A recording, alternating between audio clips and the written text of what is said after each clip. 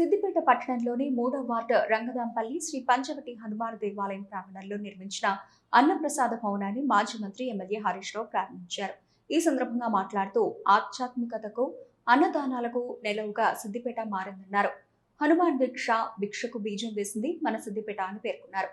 రావిచెట్టు హనుమాన్ దేవాలయంలో 41 రోజులు, గణేష్ నగర్ హనుమాన్ దేవాలయంలో 21 రోజులు, పంచముఖ హనుమాన్ దేవాలయంలో 21 రోజులు భిక్ష కార్యక్రమం నిర్వహిస్తారన్నారు. చాలా సంతోషం. మనం భిక్ష పెట్టుకోవాలంటే ప్రతి సంవత్సరం కూడా ఇక్కడ ఇబ్బంది ఉండేది. ఈ మంచి భవనం ఇవాళ నిర్మించుకొని ప్రారంభించుకోవడం ఈ సందర్భంగా మీ అందరికీ శుభాకాంక్షలు. ఈ భవన నిర్మాణానికి సహకరించిన దాతలందరికీ కూడా నా హృదయపూర్వక ధన్యవాదాలు తెలియజేస్తా ఉన్నాను.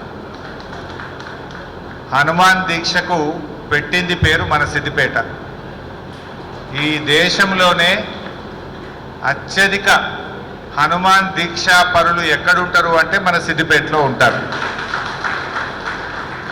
ఈ దీక్షకు భిక్ష కార్యక్రమాన్ని కూడా మొట్టమొదలు ప్రారంభం చేసింది మన సిద్దిపేటలోనే.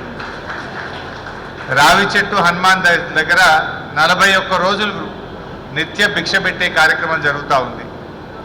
గణేష్ నగర్లో కూడా హనుమాన్ టెంపుల్ దగ్గర 21 రోజులు భిక్ష పెట్టేటువంటి కార్యక్రమం జరుగుతూ ఉంది.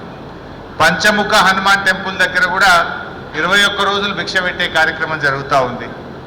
మన రంగదాంపల్లిలోని హనుమాన్ టెంపుల్ దగ్గర కూడా 21 రోజులు భిక్ష పెట్టే కార్యక్రమం జరుగుతూ ఉంది.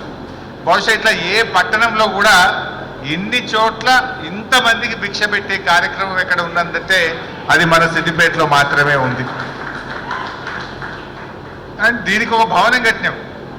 రావిచెట్టు హనుమాన్ల దగ్గర భిక్ష కోసం భవనం కట్టినాం. గణేష్ నగర్ హనుమాన్ టెంపుల్ దగ్గర భవనం కట్టుకున్నాం. రంగరాంపల్లి హనుమాన్ టెంపుల్ దగ్గర కూడా భిక్ష కోసం ప్రత్యేక భవనం కట్టినామంటే ఇక్కడ ఎంత చక్కగా జరుగుతూ ఉందో మనం అర్థం చేసుకోవచ్చు. సిద్దిపేటలో మంచి కార్యక్రమాలు, ఆధ్యాత్మిక కార్యక్రమాలకు మనం పెట్టింది పేరు. మట్టి వినాయకులను ప్రతి సంవత్సరం అందిస్తూ ఉంటాం. అమర్నాథ్లో వెళ్ళి సేవలు అందిస్తూ ఉంటాం. కేదార్నాథ్లో సేవలు అందిస్తూ ఉంటాం. మనం అయోధ్యలో వెళ్ళి కూడా అన్నదాన కార్యక్రమాల్ని మనం నడిపిస్తూ ఉంటాం. ఇట్లా సిద్దిపేట నుంచి ఎన్నో మంచి ఆధ్యాత్మిక కార్యక్రమాలకు మన సిద్దిపేట నిలయంగా ఉంది.